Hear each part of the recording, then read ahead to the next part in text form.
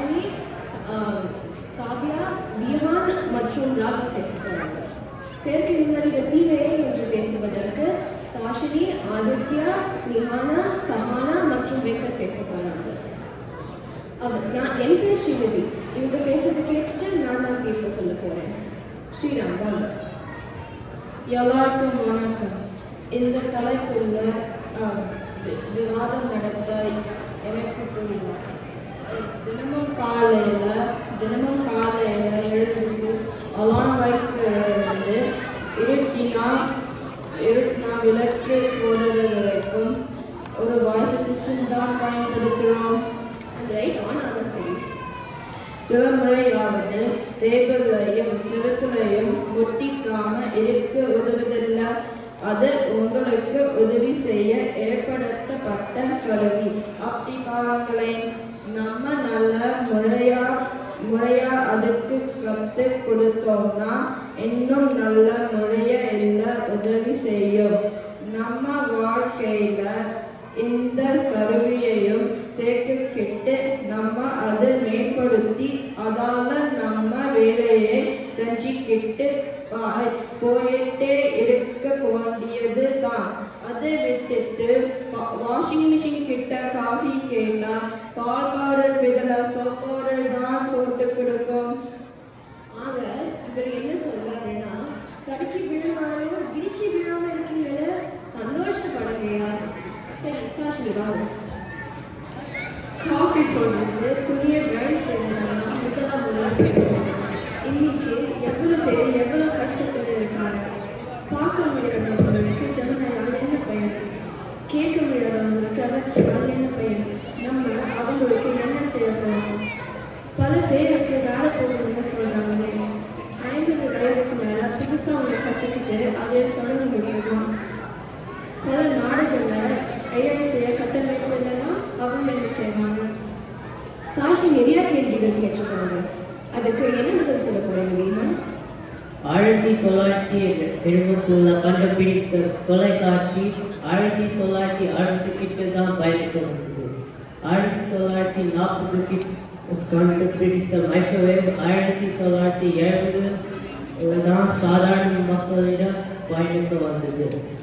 அப்போ 2072 வந்த ChatGPT மற்றும் ஏன் 2075 நம்ம பயணிக்க வரணும்? பகவான் சொன்ன மாதிரி என்மையில் விழுந்தோடா வன்மையில் மறவாத்தோட நமக்கு AI விழுந்தால் போல வந்தது. அது நல்ல முறையில் வழி நடத்துறது தான் நம்ம வேலை. எல்லாத்தையும் நமக்கு நன்மை நடக்காம நம்மளே தடுக்கிற மாதிரி தான். இன்னும் ஏஐக்கு டைம் கொடுக்க சொல்லுங்க. சரியா ஆதித்யா? என்னங்க வரலாறு வகுப்பு நடத்திட்டு போயிட்டாரு. டிவி கண்டுபிடிச்சு 100 வருஷம் ஆச்சு. மைக்ரோவேவ் 80 வருஷம் ஆச்சு. அப்போ 40 வருஷம் ஆனா இப்போ 4 வருஷத்துல செய்ய முடியாதா? அந்த அளவுக்கு நம்ம தொழில்நுட்பம் வளரலைன்னா தொழில்நுட்பம் வளரலைன்னு தானே அர்த்தம். AI கூட தொழில்நுட்பத்தின் விளைவு தானே. இது ஏன் நீங்க மக்கள் மேலே திணிக்க பார்க்கிறீங்க? இன்னும் கொஞ்சம் காத்திருந்தால் நன்றாக முதிர்ச்சி அடைஞ்சதுக்கு அப்புறமா எடுக்கலாமே. அது வரைக்கும் எந்தவித பாதிப்பும் இல்லாத இடத்துல மட்டும் பயன்படுத்துவோம். ஆஹா, இவர் பேசுறது புரிஞ்ச மாதிரி இருக்கு, புரியாத மாதிரி இருக்கு. எனக்கு ஒரு கிறிஸ்துவ நோலன் படம் பார்த்த மாதிரி இருக்கா? சரி ராகவ் வாங்க. என் குறைவாக செல்ல சொல்லி தான் பிறவாய் முன் போல் காண்பதறிவு. இந்த குரலுக்கு யாராவது பொருள் சொல்றீங்களா? நீங்க சொல்றீங்களா? சரியா கேட்கல, நீங்களே சொல்லுங்க.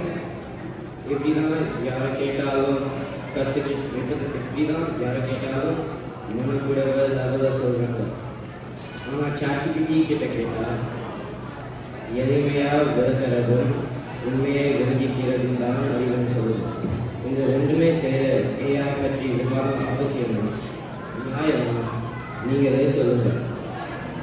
அந்த திருக்குறள் தமிழில் சொல்லியிருந்தா நல்லா இருந்திருக்கும். சரி பரவாயில்ல, நீங்கள் என்ன சொல்கிறாங்கன்னு பார்க்கணும். திருக்குறளை கூட AI கிட்ட கேட்டு தெரிஞ்சுக்கிற அளவுக்கு நம்ம வந்துட்டோம். நினச்சி பார்த்தாலே கொஞ்சம் கஷ்டமாக தான் இருக்குது. உலக போதுமறை பொய்யாமொழி இப்படி அழைக்கப்பட்ட நூலெல்லாம் நம்ம தினமும் படித்து தெரிஞ்சுக்க வேண்டாமா? அதுலேயும் அவசரம். திருக்குறள் போல தெரிஞ்சுக்கிறது அவசியம்தான். ஆனால் அதில் ஒவ்வொரு வார்த்தையும் எவ்வளோ அழகாக இருக்கு. 7 வார்த்தையிலே கவிதை எழுத முடியும். உலகத்துக்கே காரணம் வள்ளுவர்கிட்ட இவ்வளோவா கற்றுக்க போகிறோமா? இதுலேயே ஏஐ எதுவும் உதவி செய்யலன்னு புரியலையா? ஏஐ வந்து ஃபாஸ்ட் ஃபுட் மாதிரி. அம்மா சமைக்கிற சுவையான சமையல் மாதிரி ஒரு நாளும் கிடைக்காது. நீங்க சொன்ன குரலே வள்ளுவர் நுண்பொருள் காண்பது அறிவுன்னு சொல்றாரு. அப்போ நம்ம நல்லா முயற்சி பண்ணி தெரிஞ்சுக்கணும். அதுதாங்க கல்வி. உங்க போன்ல போஸ் இங்கிலீஷ் வார்த்தையை மொழி மாற்ற சொன்னீங்கன்னா போஸ்ன்னு திருப்பி தரோம். அதுக்கப்புறம் நம்ம வாட்டி போய் கேட்டு தெரிஞ்சுக்கிறதுக்கு அது முதலே செஞ்சிடலாமே. நீங்களே புரிஞ்சுக்கிறதுக்கு பதில நடுவில் நாட்டாம இருக்குன்னு கேட்குறீங்களா? அப்படிலாம் பேசக்கூடாது. சரி வாங்க காவியம். ஏஐ பயன் அது நிறைய உபயோகப்படுத்தினால்தான் புரியும். வீட்டு பாடம் செய்ய எவ்வளவு உதவியாக இருக்குன்னு தெரியுமா? ஒரு நாள் பள்ளிக்கு போக முடியலன்னா அங்கே என்ன நடக்குனாங்கன்னு கேட்டு தெரிஞ்சுக்கு படாத பாடப்பட வேண்டியதா இருக்கு. இப்போ ஏஐக்கிட்ட கேட்டா போதும், தெளிவா சொல்லிடும். முன்னாடி இதெல்லாம் யார் சொல்லி கொடுத்தா? அப்பா அம்மா கிட்ட கேட்டா வகுப்புல நடக்கும் போது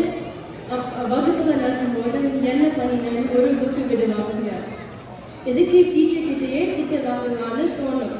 அதனால ஏஐ வேண்டான்னு சொல்ல முன்னாடி நம்ம தினசரி தேவைகள் எவ்வளவு எளிமையாக இருக்குன்னு எல்லாரும் யோசிக்கணும்.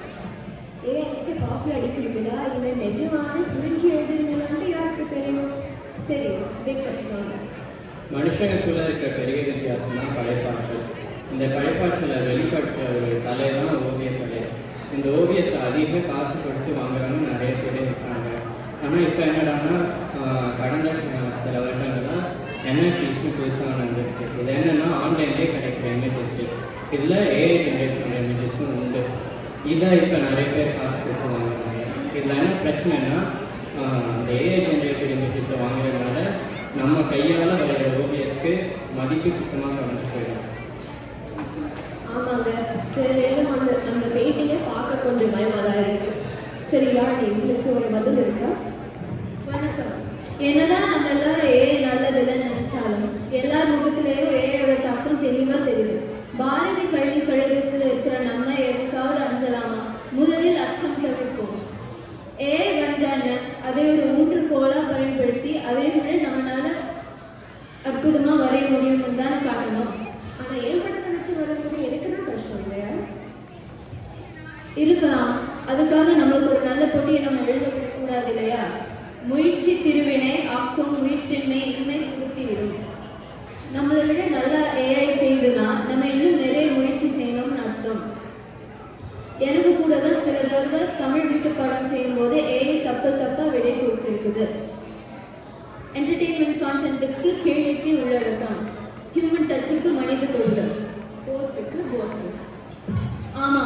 ஆனா நீங்க நடுவில் பேசக்கூடாது. நல்லது பேசினாதான் நடுவில். சரி, இப்போ கொஞ்ச நேரம் சும்மா இருங்க. சரி, ஆனா உங்களோட நேரமும் முடிஞ்சாச்சு. இந்த மாதிரி பாரபட்சம் பார்க்காத ஒரு நடுவர் வேணும்னா ஏஐ நடுவர் ஆகினா தான் நடக்கும். தவறு பொறுத்துக்கிறது தமிழர்களா ஏஐ கூட வாழ இருக்கும். இப்ப இவங்க ஏஐக்காக பேசினாங்களா இல்ல ஏஐ எதிர்த்து பேசினாங்களா? சரி விடுங்க. சமானா வாங்க. எல்லாருக்கும் வணக்கம். இவர் நமக்கு வசதியா இருக்குன்னு ஏதோ சொல்லிட்டு போயிட்டார்.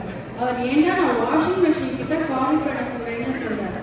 அவர் வாஷிங் மிஷின் கிட்ட காஃபி பண்ண சொல்ல, வாஷிங் மிஷின் ரூம்லேருந்து காஃபி பண்ண சொல்றாரு. வேற்றுமை சரியா பயன்படுத்தலாம் இல்லையா? வேற்றுமை இருக்கா? வீசல் நோட் பண்ணுங்க. இன்னொருத்தர் சொல்ற தானா உங்க வீட்டில் போய் விட்டுடுவாங்க. அதெல்லாம் 99.99% சரியா சொல்லுமா? அப்போ 10,000த்துல ஒரு வாட்டி உங்க வீட்டுக்கு பதில் வேற ஒருத்தர் வீட்டில் போய் கதை தட்டினா பரவாயில்லையா? இல்லை போட்டு நாளைக்கு வந்து போட்டு மெயினுக்கு போனா மகிழ்ச்சியா? எல்லாம் 100 விழுக்காடு சரியா இருக்காதுன்னு ஒத்துக்கிறேன். ஆனா என்னோட மூலம் வடக்கு கடற்கரைக்கும் கிழக்கு கடற்கரைக்கும் வேறுபாடு தெரியாம கஷ்டப்படுறே. இதெல்லாம் அனாவசியமானதுன்னு தோணுது.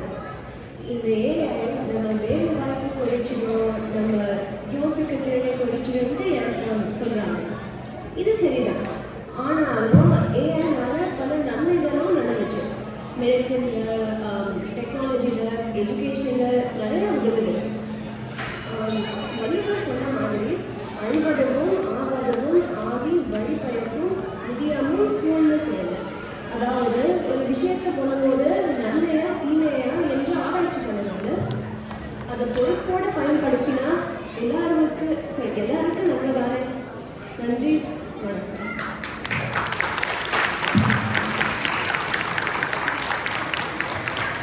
தேங்க்யூ.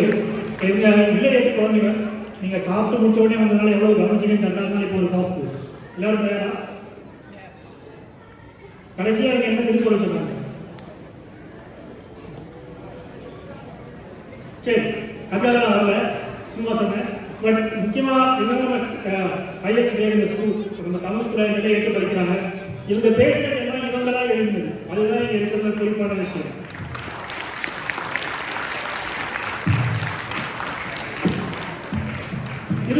திருக்குறளை வந்து எந்த இடத்துல எந்த திருக்குறள் பயன்படுத்தணும்னு புரிஞ்சுக்கிறதோட இல்லாமல் அதை கொஞ்சம் ஃபன்னியாக கொண்டு வர எப்படிங்கிறது இவங்களாம் யோசிச்சு செஞ்சது.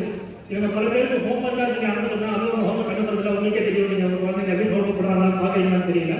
ஆனாலும் வந்து டெலிவர் பண்ணியிருக்காங்கன்ற போது உண்மையிலேயே பெருமையாக இருக்காங்க. ஸோ நன்றி.